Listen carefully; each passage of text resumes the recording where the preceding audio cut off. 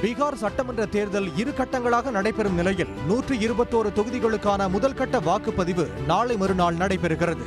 India கூட்டணியின் முதலமைச்சர் வேட்பாளர் தேஜஸ்வி யாதவ் போட்டியிடும் ரகோபூர் உள்ளிட்ட 121 தொகுதிகளில் 1314 வேட்பாளர்கள் களத்தில் உள்ளனர்.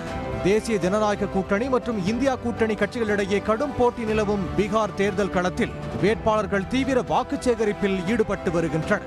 மோகாமா பகுதியில் பீகாரின் துணை முதலமைச்சர் சாம்ராட் சௌத்ரி, ஒன்றிய அமைச்சர் லாலன் சிங் ஆகியோர் திறந்த வாகனத்தில் வாக்கு சேகரிக்க சென்றனர்.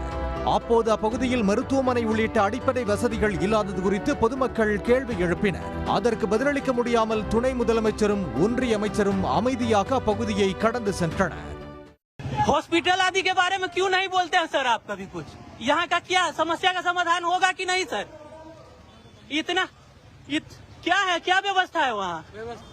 ये मोकामा के साथ इतना सौतेला व्यवहार क्यों? जवाब दीजिए। 14 तारीख को बात नहीं है। यही होता है, सवाल करने पर यही होता है यहाँ.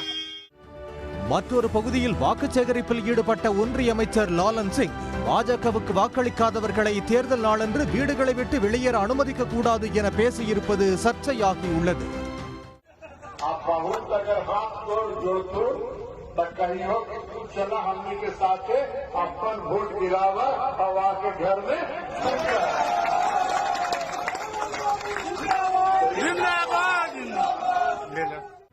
இதனிடையே முதல் கட்ட வாக்குப்பதிவை ஒட்டி பாட்னாவில் செய்தியாளர்களிடம் பேசிய இந்தியா கூட்டணி முதலமைச்சர் வேட்பாளர் தேஜஸ்வி யாதவ் பீகார் மக்கள் மாற்றத்தை விரும்புவதாகவும் தேசிய ஜனநாயக கூட்டணியின் 20 ஆண்டு ஆட்சி அகற்றப்படும் என்றும் நம்பிக்கை தெரிவித்தார்.